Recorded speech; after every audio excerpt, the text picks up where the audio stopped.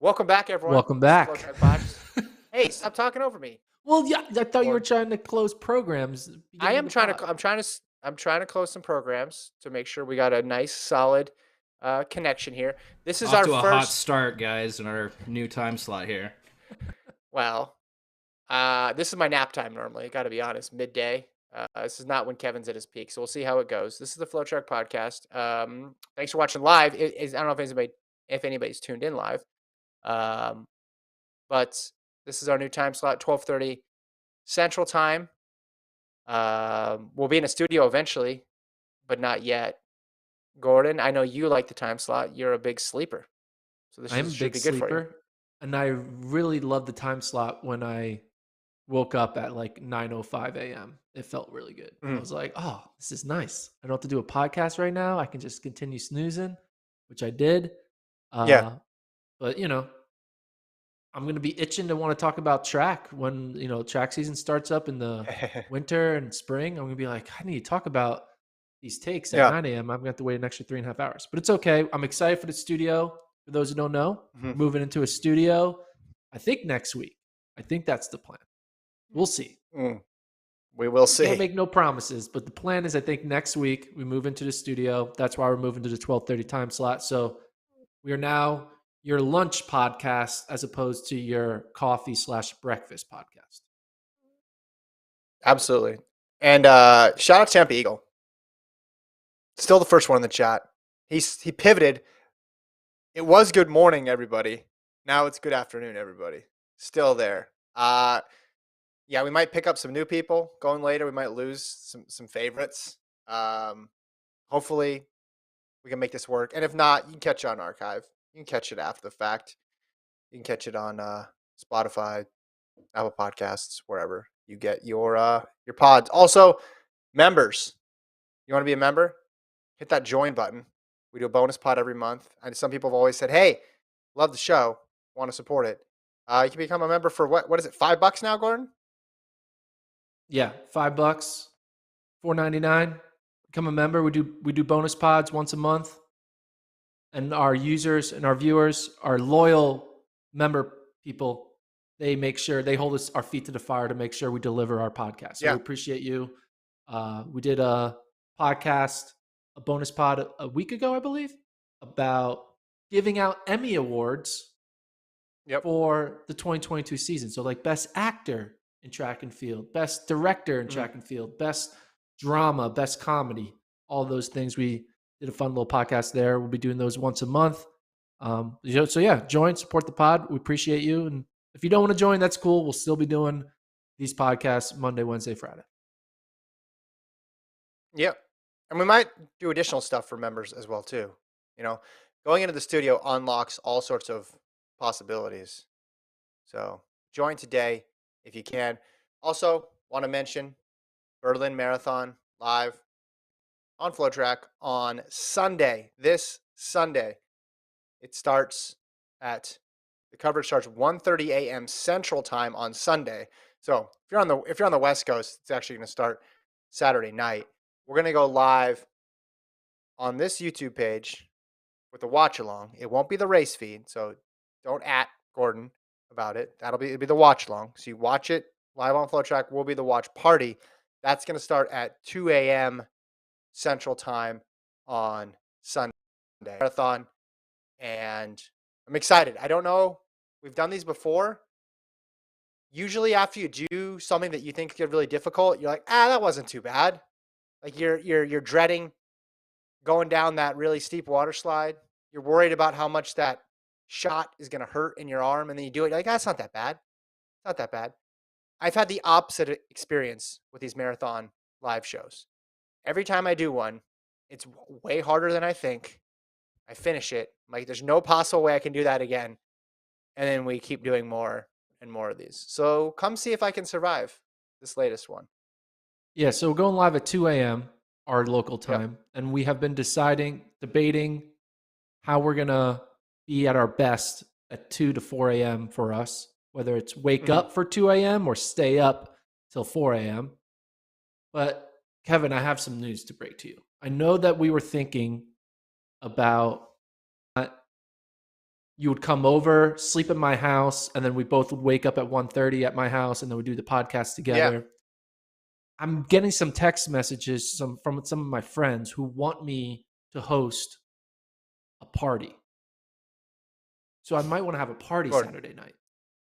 no one believes that, first of all. The whole friends thing. No, no one's What do you mean no one believes Colt, that? does this sound like a real story, or is this Gordon saying he didn't want me to be at his house? Well, I think he's about to invite you to the party, Kevin, if you let him Yes. finish.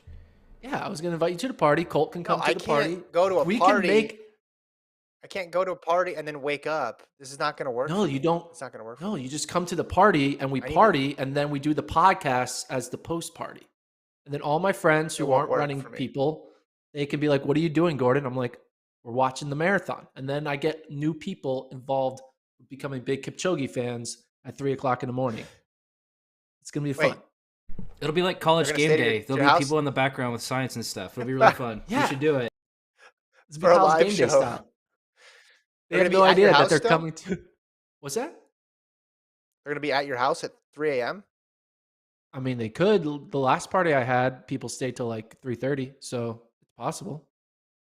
Yeah, listen, not only is this not going to work for me, this is definitely not going to work for you. This is going to end up with me doing a solo pod at my house. I have nowhere to I won't have anywhere to record it too, as I mentioned before, because I got family coming into town. So this could be like me in my car outside In a with parking Colt lot trying to get somewhere. a signal. Yeah, in a parking lot. That's also Well, really okay. funny. That's a good second option. Maybe I should move the party to Friday night then. Is what you're saying? I should move the party to Friday night? I think doing it on Saturday night would accomplish none of our goals. Okay. It would be. But I It don't know. would be a None wild of our ride, professional though. If goals. I actually did it, and you just hear like disco music in the background during the Berlin Marathon watch party, people all over the world will be having a good time. They'll all feel like they're at my house party, but also watching Kipchoge potentially break the world record. Be a great environment. You injured yourself too, right? You got a lot going on over there. Yeah. So the title of this podcast is when we're talking about the Berlin Marathon. So if you want to get to the Berlin Yeah. Marathon talk, you just have to skip a little bit down the road and you'll get to that. But 30 seconds skip, 30 I seconds. have some news. I think I need to retire from box jumping. I have been injuring myself a few times. I've had a few box jump fails, but yesterday I had the worst of the worst. I reopened a gash on my leg. You're seeing the aftermath of it being good, but that's what it looked like.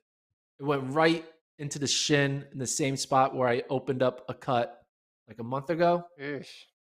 And yeah, it was not good. So no more box jumping for me. So what I need to do is I'm still having the goal. I still have the goal of dunking a basketball by the end of the year. So I need to come up with new jumping exercises that don't involve metal box jumps. Mm. Any ideas? First of all, you know what they say. Sometimes you jump the box and sometimes the box jumps you. Feels like it's been the latter recently. Yeah, lunges, man. Lunges. Squats. Lunges? Squats. I Bounds. hate squats. Squats aren't fun. Hopping. Is there anything else besides Our- squatting that I can do? It's not about fun. It's about dunking.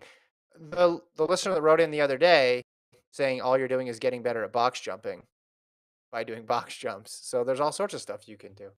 I think lunges are good. Yeah, you're gonna have to All right. squat. You can do all sorts of plyo stuff where you're not necessarily. You can. There's other plyos besides box jumping that you can do. Sure. Other explosive exercises. So email the pod that's- with ideas for It's a me rough because break for you though. all I was doing was lifting and box jumping, and now I'm just lifting, and I need to figure out how to keep my quads and calves growing. Did the old guy at I the think the gym box come jumps up are to you fun. and say, "I told the you box so"? jumps are fun. After you hurt yourself. The old guy at the gym was not there, but I know he would have looked at me with a disappointing face and being like, kids these days, millennials. But yeah, it hurt. It was like a 12 out of 10 hurt feeling. Looks painful. I thought I broke my leg, but then I didn't. It was good because it was a deep cut. It was like boom, right in the shin. Oh my I goodness. don't know. I'm learning. Anyway, You thought you broke your dunk is leg. coming. I'm gonna dunk a tennis ball hopefully like October 1st. That's the goal. At your party? So, at my party, yeah, we'll have a party. We'll have a dunking party. Giving the dogs out for free here, Gordon, huh? Exactly. Anyway, all right, let's talk about Berlin Marathon. Enough about my parties and my dunking. Sunday, we're doing Sunday. What is the weather going to be like? We do have our chief weather correspondent, Colt Joyce, on the line with us. Colt, what's the All weather right, going to y'all. look like in the morning in Berlin? Well, I must admit, I don't know very much about marathon running, so I'm not sure if this is good or bad news, but it's looking nice outside, at least. We're looking like 50s, up in the 60s maybe later on in the morning. Very low chance of rain. I don't know. What do you guys think? Is this good? Is this good news? Yeah. You said the high is going to be what, Colt, on Sunday? High is... Oh gosh, you've called me out. About Doesn't like look that bad. 60s? Yeah, like 62, 65 maybe. That's pretty good. And the lows in the 40s, I'm assuming? Yeah, 48. but warming up to like 50s Yeah. by the time the race starts. I mean, that's pretty good. That's it's not perfect, but that's as good as you're going to get. I guess the other thing would be wind. Do we have any read on what the wind situation will be like? Very little wind, according to the calculations by Google. Thank you, Even Google. 3 miles better. per hour. 3 mile per hour. That's winds. like nothing. That's like not so the high is 62, which is awesome because it's not going to get to the high temperature when they're running in the morning. No wind. You're saying dry, low chance of precipitation. So I think we can say it's gonna be great conditions out there, Gordon. Yeah. It's some say record breaking conditions. You think? Mm, love Think it, that's love possible? it. You know, Let's just get right into it. sure, I why mean, not? that's what everyone's thinking, right? It's Eliud Kipchoge. Conditions. Well, He's running in yeah. Berlin. So Will he break the world record? I don't think he will, but I think when you're talking about Kipchoge at this point in his career, you just assume he's going to win because he's heavily favored to win. So then the other question just goes to, all right, how fast is he going to run? Like that's the only thing that you want to know with Kipchoge. Like, is he going to get world record again? I don't think he'll do it, but then you go and you look back to the last time we did a live show, right? Tokyo in the spring in March, 2:02:40. So he was only 1 minute off. He ran in Tokyo. Different courses. I know Tokyo's fast. I think Berlin's quicker, and you saw how great the weather is going to be. So if he's in the same shape that he was in Tokyo, then I think it's definitely a possibility. I guess would say you it would be the underdog bet for him to get the world record. Um, but it just feels silly saying Kipchoge like won't be able to run 2:01 or 2:02, right? Yeah, I just think that Kipchoge isn't trying to win races anymore. Like, he's done everything that you need. Like, the only reason he will ever, like, he would be trying to win the race if he was at New York or Boston, right? Because Mhm. he'd never been on those Yeah. courses. But he's been to Berlin how many times now? Like He's 8? won it 3 times. He got second there once, so this will be number 5. 5. Off by 3. This is his 5th time. He's been there, done that with Berlin. So Yeah. clearly there has to be a reason to go there for a 5th time.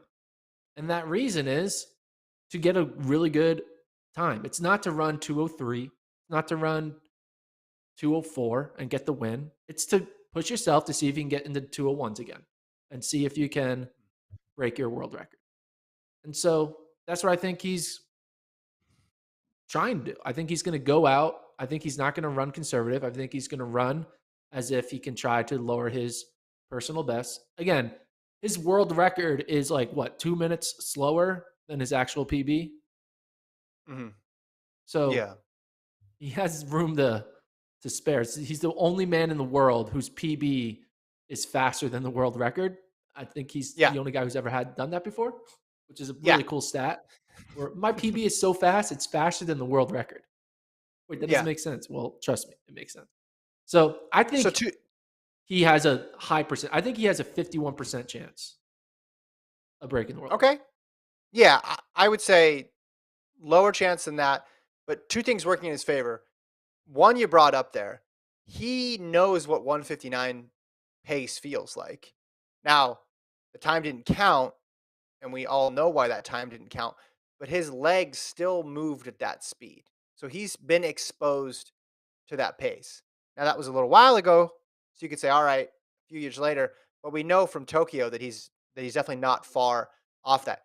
The second thing, if you're talking about what does he have left to prove, well, that's basically nothing. So it's what does he have? What does he want to preserve for the next generation, the generation after? I don't think there's going to be another Breaking Two type event, at least not for a while, because what company is going to invest money in finding the second person to go sub two? His marathon record is insane. Like the amount of wins he has is incredible. He's going to try to win another Olympic gold, which would be historic. But one thing that would probably be the most vulnerable is this world record, is the 201.39. And the reason why I say that is because we saw the year after in Berlin, Bekele ran just 2 seconds off of it. Now, we don't think Bekele is going to be the guy to get it, but that at least shows. And Bekele, obviously a big outlier, such an amazing talent on the track. But there's been enough people running 202s that maybe you think, all right, the possibility of someone in the next 3 or 4 years running that time is low, but certainly in the next 10 years, we could see someone get that world record. So maybe that's a motivating factor for him to try to push it even farther down. Because like there will be a point in this race where he's just going to have to make the decision, go for the win or go for the incredibly fast time. And I think if he's thinking about history and making sure this world record stays in his column for the next 20 years, 15 years, then he probably would feel more comfortable if he's able to knock that down a little bit more. But I still think, man, that day in Berlin when he did go 201.39 was seems so perfect at the time. I would bet against it. Kipchoge meets every single expectation you throw at him. Yeah, I think he's going to be eyeing to run sub 201. I think he wants a two. I think he wants a two flat. He already has a 159. He has a 201. He has his 202s. He has 203s, 204s. He doesn't have a two flat. I guess he technically does Well, that. Monza, Yeah, yeah, Monza. That's true. But he's having a got them two all. He's flat got on the whole an set. official course, having a two flat on an official course would look pretty damn cool. So I think he knows he has a lot of time. He has a lot of wiggle room. You can say it's not like he needs to have the perfect race to run faster than 201.39. I think he just needs to have Yeah, a great race, not a perfect race, a great race. Now, great races are hard to come by. You get them like once every 2 or 3 years. But if he has a great race, I think 201.39 will not be the fastest time by next week. I did think it was funny. War Athletics put up a tweet comparing him to Adola, who, to Adola's credit, he is a defending champion. Adola gave Kipchoge a great race at Berlin, actually led inside 2 miles against him. Remember, only lost by 14 seconds. But it's funny where it says, should the world record holder be worried? No, I'll answer that question. He should not be worried. And then they have these stats like head to head, 2-0. And then they have like, it's just putting putting anybody's resume up against Kipchoge's is just not fair in anything. It's just like the most lopsided affair ever. Um, Sub 204 times 5-1, Berlin Marathon victories 3-1. Again, solid runner, and he could be in contention for that next tier. But Kipchoge is so far and away better than everybody. Also, it's not that deep of a field. So after these two guys, you have a couple sub 206s out there. But I think Kipchoge is going to know Adola's the main guy. Once he's gone, I can really press and go for this because I don't need to worry about anybody catching me. Or if Adola is really in top shape, use Adola for as long as he can and then move away in the last couple miles, similar to with the competition in Tokyo. Okay, so I said 51% chance he breaks the world record. What percent chance are you giving it? 31. No. 33.3? Mm, I was 27.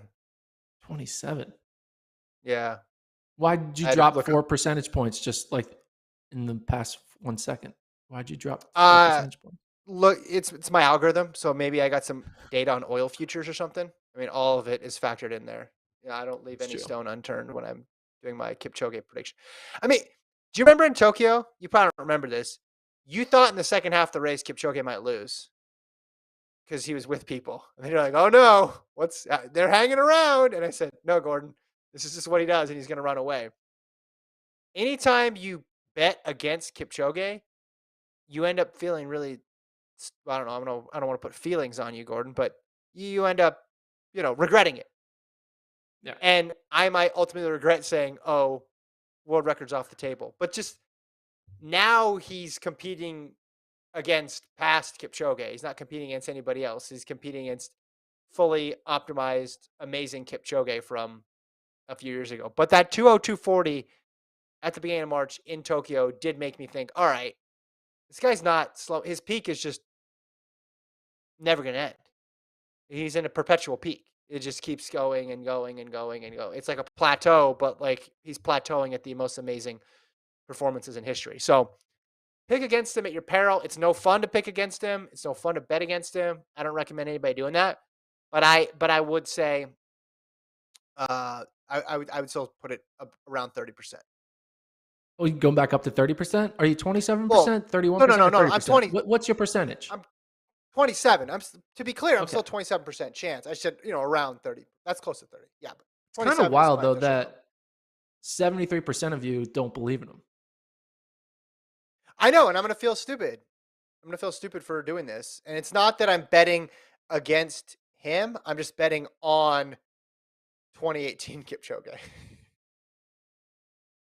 That's what I'm Got it. doing. Yeah. Or yeah. So So give him I had a 42. question written down here, but I feel like you've already answered it. And the question that I wanted to ask you was, is he more likely to lose the race or break the world record? Sounds like you're saying more likely to break the world record. Yeah. He's more likely to break the world record than lose the race.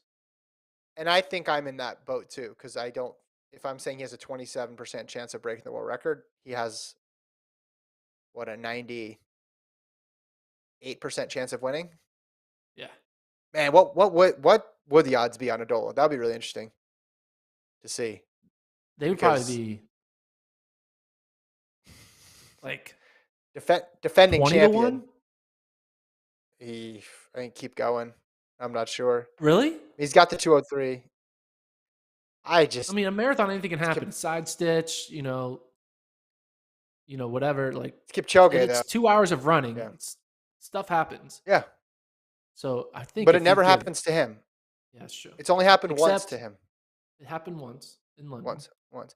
This will be marathon 19. So of the previous 18, he's lost two of them. One of them was to Wilson Kipsang when he was first starting. The other one was London when he got eighth. So there's only one bad race out of those 18. That's a pretty high conversion rate. That's hard to do in any event. He hasn't figured out. It's uncanny. I just He does. okay. One last thing on Kipchoge. Do you think Kipchoge's final race of his career will be a win? Yes. Interesting. So we're never gonna have like trying to hold on Kipchoge. I don't think we will. I wrote a preview of the men's race, which is on the site. People could check it out. But basically, I think I speak for a lot of running fans when we say one part of our brain knows that eventually it's going to come to an end, but the other part of our brain can't even envision what that looks like. Like we're not able to process what it would be like with Kipchoge just trying to make it through 26 miles, but just running 206s and stuff. Like I can't, my brain short circuits when I think about that. But I also know eventually it's gonna have to come to an end. But we're dealing with the guy who had the longest peak we've ever seen. I mean, this is ridiculous that we're still talking Speaking. about it. And London, Yeah. London was the only time when we actually had some evidence to suggest, all right, this guy's human. He could possibly lose. And then how did he respond? Just three straight fire marathons in a row. One, two, three, boom, boom, boom. Yeah, that's a fluke. Like, think about it. 18 out of 19. Getting Pretty good. 18 out of 1900-meter races right is hard. You know the last Yeah. person to go 18-1? Tom Brady, The Patriots. New England Patriots. Yeah, that's true. But he lost the last one. Yeah. Kipchoge's loss is going to come in the middle, and then he's going to run off a bunch more. I I have no idea when it's going to end, how it's going to end. I guess the closest parallel is Fraser Price because same thing. It's just she's just except she's running faster now, but this the sustained peak for a long period of time, and then we're almost like writing the end of his career before he's even suggested that that's what's going on and before his performances has suggested that, right? Because the only reason we're saying run New York, run Boston is because we think we're coming up to her. But what evidence is there? This is a farewell tour. If I listed all these this person's performances to you, and you plotted them on a graph, you'd say, all right, they got another couple of years. There's no sign of them having an Yeah. issue. Or look at them versus the next best competitor in the event. You'd say, oh yeah, man, he must have started dominating the marathon when he was 18 or something. And then now it's, 10 years later and he's in his late 20s and he's still just crushing it. But that's not how Kipchoge's career has unfolded at all. He had an awesome track career and then came to the marathon and is now dominating into his late 30s. So the title of this podcast was Answering Berlin's Burning Questions. We really only had two questions. Because Yeah. there's two races. There's the men's race and the women's race. Yeah. We'll have a lot of time to talk about Kipchoge on Friday's podcast and ultimately on Sunday at 2:00 in the morning, which you guys need to join and watch our belligerence as we watch potentially two records go down. But on the women's side, I thought you had a really good question here. I appreciate the way you kind of phrased it. What would be more impressive for Kira D'Amato? Would it be winning the Berlin Marathon or running 2:18 and not winning, but running 2:18 and breaking her American record? Good question. So, for the record, I think 218 would get her the win in this field because she is a number one seed with her 219.12. And then there's 5 women who have run in the 220s. So I do think a 218 will probably get her the win. Now, there's a possibility someone jumps up out of nowhere, runs a fast time, and then gets a PR and makes me look foolish. But I think a 218 will get it done. So a couple stats here for you. Obviously, she already has the American record, right? Yes. She's alone. If she goes under 219, she will be alone in that group. But if you go to the win side of things, since 2000, since the year 2000, if you count World Championships, Olympic, London, Boston, New York, Chicago, Berlin, and then Tokyo when it got added to the World Marathon Majors. You have all those big city marathons. An American woman has won 4 times total since 2000. Castor did it twice. Flanagan in New York City, Linden in Boston. That's it. So it's a very small group of people. And then if you want to even go back before that, right, you're having to go back. We know how long that drought was in New York City. We know how long that drought was in Boston. Now, not all marathon majors are created equal. I know that.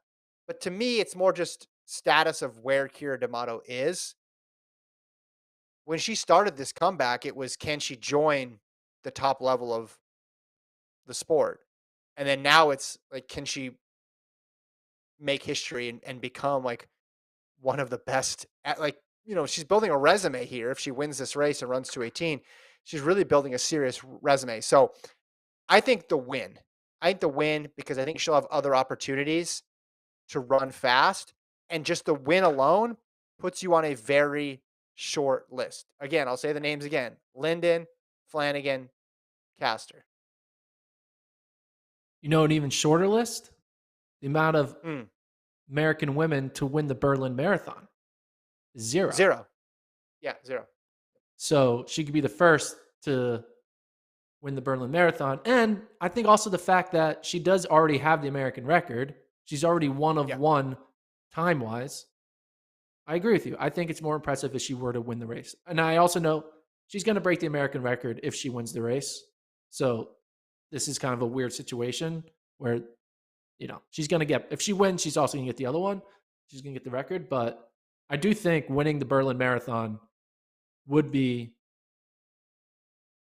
much more impressive. Not just a little bit more impressive, but much more impressive. Because at the end of the day, like 218 is good, but like 218 is very far away though from the best of the best in the world any given year, right? Hmm. As good as the women have been, especially depth wise, U.S. women, they're Yeah. not running in the 216s, 217s consistently, 218s consistently. So there's a Hmm. little bit of there's a gap there between the top international women and the U.S. women. That gap gets closed when it's only 3 per country. That gap gets closed when the field isn't 100% Yeah. there and we're able to still podium, Right. which is still amazing. But a win is 10x better than a second or third place finish, in my opinion, because that's, a win's a win. So I agree. I think if she were to win this, and I think she is the favorite to do it, that would be more Yeah. impressive. And it Yeah. makes her story even wilder. American record holder, Berlin Marathon major champion. Like Yeah. it just keeps going. And I think from our conversation we had with her, you guys can listen to that podcast. We did it last week. Had some good fun in that conversation. I think if she stays healthy, she has a lot of, her age, she's what, 36 now? 36, 37? Uh, What is she? 36 or 37. Yeah. Yeah. Like at the end of the day, yeah, she is 30, but like she wasn't running professionally since 22. So she has like a little bit of Yeah. less miles on her legs than her other 36-year-old competitors. That I think Yeah. 2024 would be something that she will be potentially a, you know, marathon. She potentially, have a Molly Seidel moment, and potentially even medal at Yeah. the Olympics in 2024. Yeah. She's got the perspective of someone in their late 30s, but the legs of someone 10 years younger than that, basically. Yeah. So it's like Yeah. the best of both worlds. I do agree with you. I think these things could take care of themselves. I think the win means that she probably ran 218 or very close to it. Maybe not exactly. And vice versa.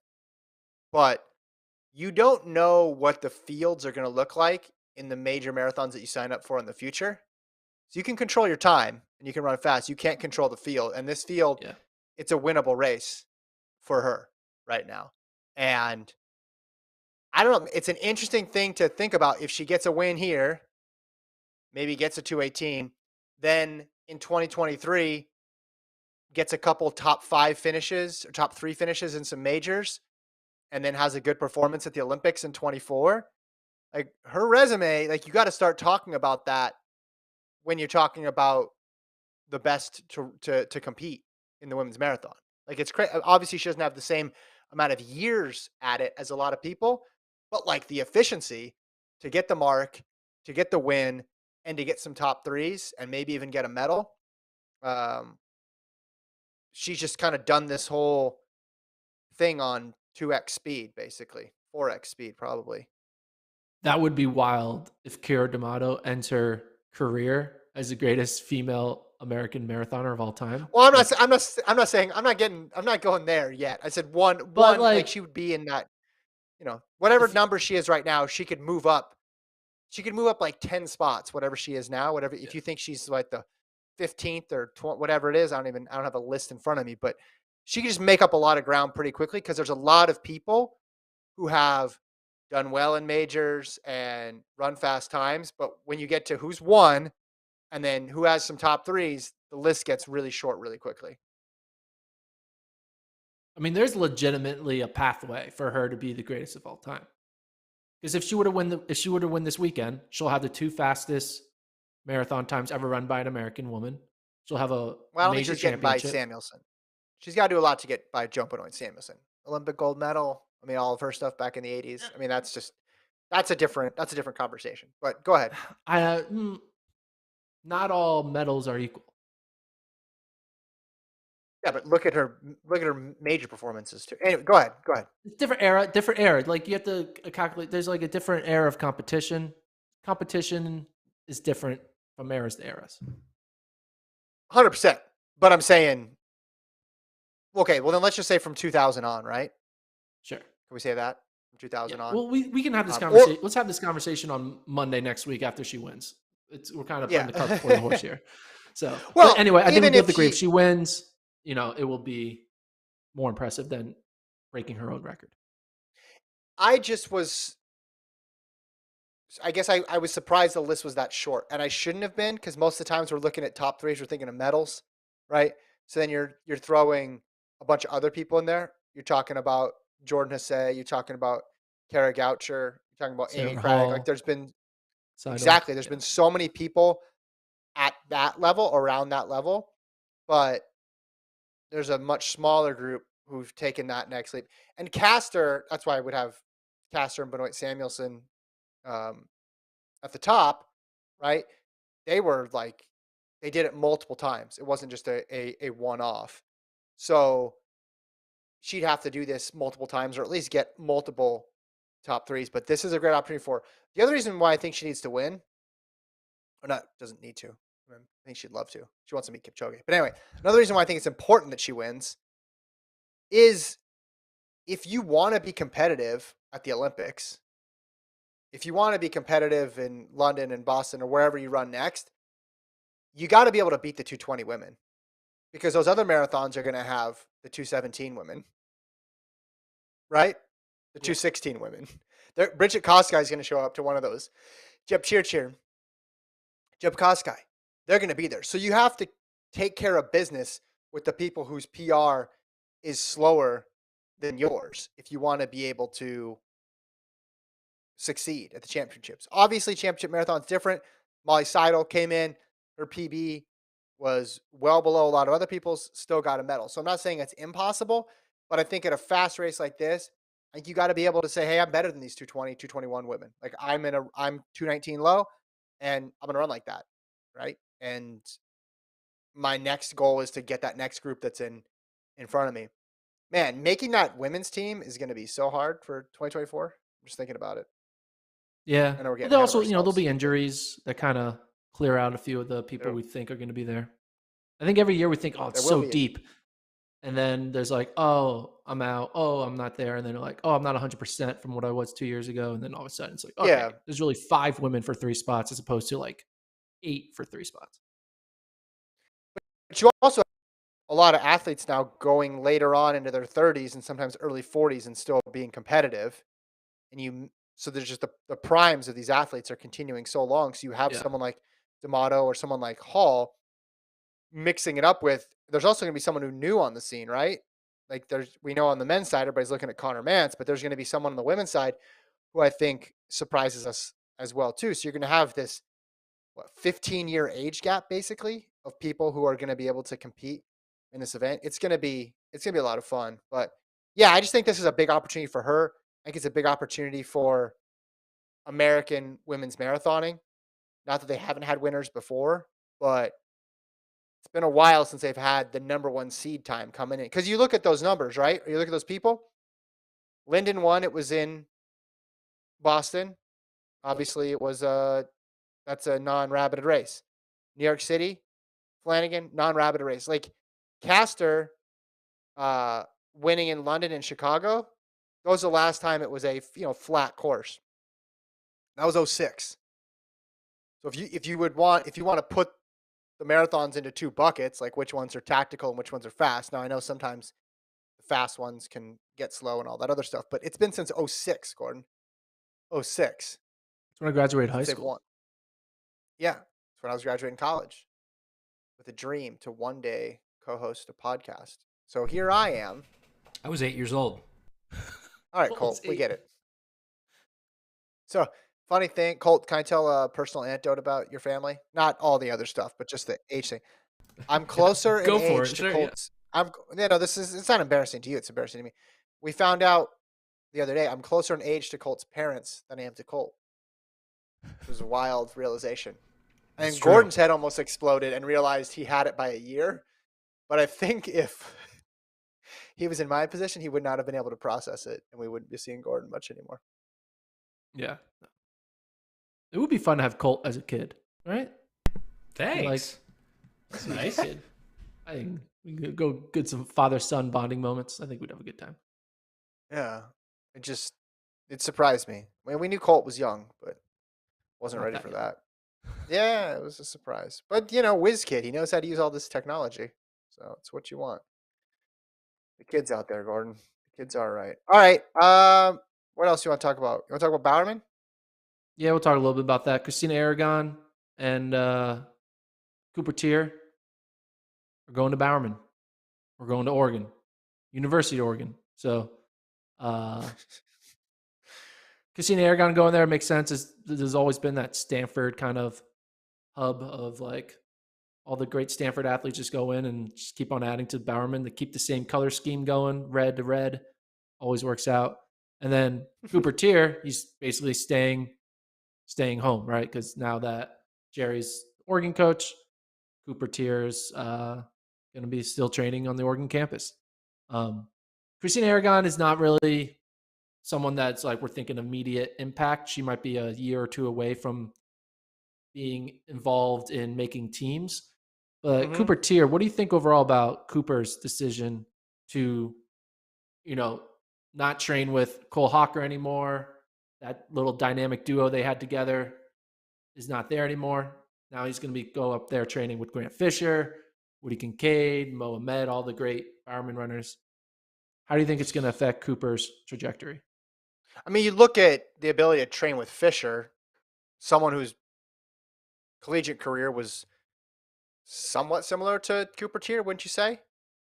Just in Yeah. terms of coming in with all the expectations and obviously having tremendous highs, but also having some setbacks throughout their collegiate careers. It's interesting because it's a decision that was brought about through external forces. Yeah. If Oregon doesn't have a coaching change and Ben Thomas stays there, does Cooper Tier go to Portland to start training with Jerry Schumacher, or does he just stay in Probably Eugene not. because Ben Thomas is still there? Yeah. So it's one of those things where this is one of the best athletes in the United States at his event, and his coaching decision is somewhat being dictated, or at least heavily influenced by something that's not even remotely connected to him at all. I still haven't heard what's going on with Ben Thomas, so I would assume Cole Hawker is going to stay with him. You do lose the training partner in Cole Hawker, but I mean you gain the group, right? That Bowerman has, and you gain the experience. I just feel like going into a major championship, having someone like Mohamed to like walk you through what's going on seems like it would be a good thing, right? Like you're surrounded by, and on the women, they've had a lot of people leave, but on the men's side, they still got a pretty big group there. It kind of resembles a team, right? An actual team. So and you have some veterans there who can help you. Same thing with Evan Jager, Lopez Lamong, Woody Kincaid, Josh Thompson. Like there's a lot of guys there who have run in a lot of big time races. It seems like that would be helpful. Also, remember when we were in Eugene for World Champs and everybody was asking the Bowerman athletes about moving to Eugene, and the one thing they kept saying is like the facilities are so much better than what they have in Portland.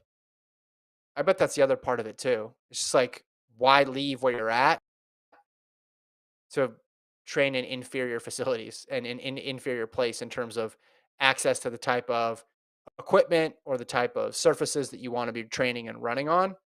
So it's pretty straightforward. I guess the one concern would be if it's not broke, don't fix it. And he was running awfully well under Ben Thomas. Yeah, that's my main question here. So he's had Ben Thomas for how many years now? When did Ben? Because Cooper was what? a freshman or sophomore when when Andy Powell left. I'm not what he Ooh, was. that is He's probably been with him Ben Thomas for 4 years. I'm guessing. Is that was it 18? Did Andy Powell leave in 18? yeah, I'm not sure the exact year, but anyway, 3 to 4 years, right? He's had that same coaching 18. for that long a period. Now he's switching to Jerry. He's either going to get better, get worse, or Mm, stay the same. Now, get worse doesn't mean it's for forever worse. He could get worse for 1 year and then make a yeah. double leap the next year to get to in 2024. Like he just takes a little step back to Ah, take a bigger step forward. the rare Like double that can leap. happen. Interesting. Yeah. But what do you think is going to happen having to go from Ben Thomas for 4 years to all of a sudden Jerry Schumacher? Do you think it's going to be a good first Oh, year, a bad first year, or an equal first year? I think he'll stay the same, which might cause a little bit of frustration initially because he was on this trajectory. But if you look at the pattern with a lot of Jerry's athletes, it's static for a little bit and then a jump up. Like look at Fisher. Yeah. I mean, he was Fisher was fine. static. He was in the mix. Yeah, I mean, made the Olympic team in Tokyo, but then he breaks 4 American records this year and is in the mix for medals in 2 different events. He definitely made a jump up this past year. So I think he'll stay around the same spot, and then with the potential of getting into that top tier. I mean, Grant's one of his main competitors in right. Grant and Woody. Like, who's your U.S. 5K top five right now? It's Well, I those want to know who's your three. top three. Well, where's Chalimo? Is he in there? Yeah, Chalimo and Klecker are like, where are they?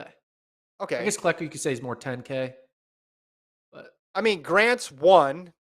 Grant has yes, to be Grant's one. one. Yeah, I'd probably put Woody two, and then yeah, Cooper's no worse than fifth. So Yeah. now you I'm have. thinking of Cooper, Abdi Hamid, and Oh Paul, yeah, yeah, basically. yeah. But I'm saying you have basically three of the best 5 or 6 in the Yeah. nation in the same event in one group. Is what I'm saying. They'll have a chance to sweep. They'll have a chance to pull off a sweep. Has Bowerman ever done that? Has Bowerman ever swept a Oh, U.S. trials? didn't they do it in '09 early on? I When don't remember. Jager ran the 5 with Selinsky and Tegenkamp. I guess that was a long time Colt, ago. pull up the 2009 USATF Outdoor Championship results, please. 2000. We got to go way back. I don't even know if the internet was around.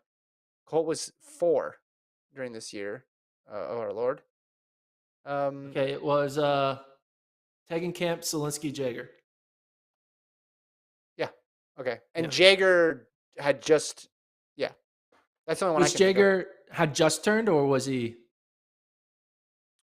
He just left Wisconsin that year, I want to say. So he was in the Does that group. count? Maybe Does that count? no. He was in the group. Well, he Okay. was being coached by Jerry at Wisconsin That's true. too. Yeah, yeah, yeah. So It wasn't like, oh, you just put on the jersey. You were actually the coach stayed the same. That's true. Because yeah, sometimes I'm people looking put on at the jersey like I have a new coach. It's like, yeah, well, the entire year of training was with someone else. yeah. No, he was legit on the team. I want to say because he was only 1 year at Wisconsin.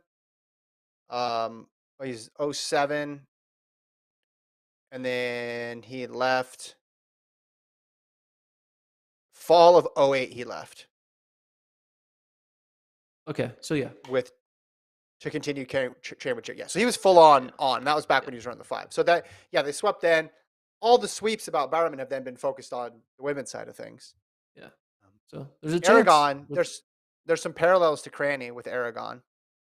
Highly Yeah, touted prep, long college career, was in the mix.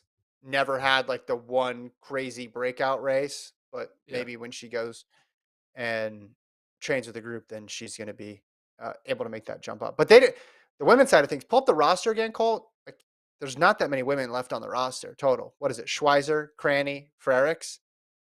Is that it? I think everybody else is pretty much gone on the yeah. women's side of things. They used to have like 10 women on the team, and then now it's Is because Vanessa this isn't Fraser still updated there? because no, she's not.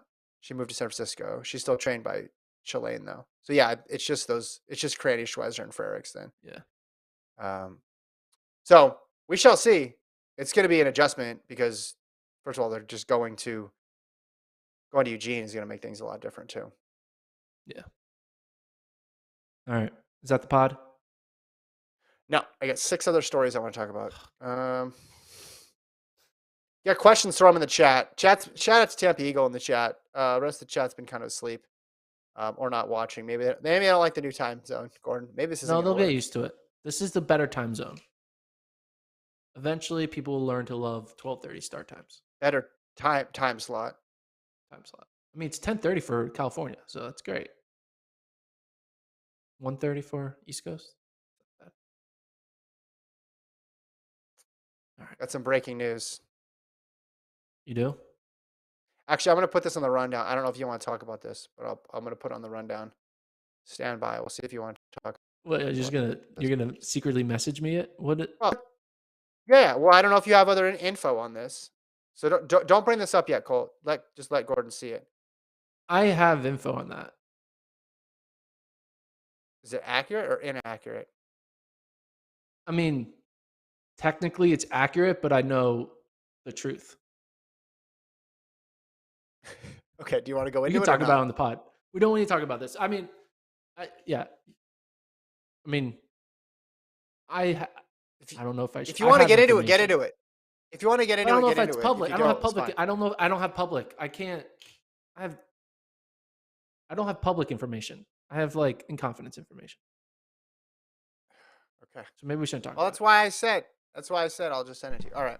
I bet We'll that talk- was we'll really talk about fun it. for the viewers. I bet they loved that. Yeah, just sorry, I didn't know what to do. it. I don't know. Either. I can't just break someone's confidence. It's your beat, Like, not my beat. So I don't know. Yeah. You're on top of that stuff. People have no idea what we're talking about because I feel Yeah, bad now for our users. So like, what are we talking That's about? what I'm saying. Yeah. Should we talk about it? We can talk about this on Friday. That's the teaser. Teaser for Friday pod. We'll talk about it on Friday. We'll talk about it on Friday. So if you're listening, Friday, what the hell are you big guys talking time, about? big time Friday, Berlin we will preview. talk about the thing that you want me to talk about. We're gonna go in even deep dive in Berlin on Friday too. So marathon. Technically, fans, their headline buckle is up. It's about correct, to get real. but it's yeah. Technically, it's correct. Okay, so do you want me to talk about it, or do you keep bringing it back up? No, we'll talk about it on Friday. Talk about it on Friday. Okay. We need something to talk All about right. on Friday anyway. Berlin and this Berlin mysterious Marathon. story we'll talk about. Friday is the official Berlin Marathon preview pod. I don't know if you knew that. That's what we're talking about on Friday. Yeah. Today was And just the this- Berlin Marathon burning questions. That's totally different than the Berlin Totally Marathon different. preview pod. Yeah. Yeah. I wrote Well, the yeah. men's preview. It's up. If people want to check it out, it's pretty awesome. I don't just write live blogs, folks. I can write a preview or two. And then the women's preview is coming today or tomorrow with some of the great anecdotes and factoids that I've dropped in this show about Kira D'Amato and about her competitors. Now, World Athletics and a graphic of like, can Kira D'Amato woman? I think it was Nancy. I don't remember. It's not up to date though. I looked at the start list. She's not on the list. So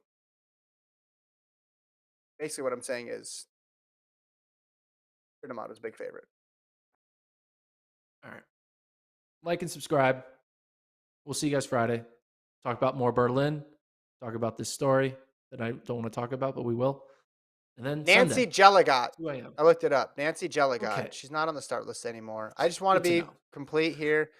I don't want to hide anything from the listeners. She's not on the start list. She's in the World Athletics graphic, but I don't see Nancy anywhere here, which means Kira D'Amato's chance of winning just got better. All right. All right. Thanks, everybody. Like and subscribe.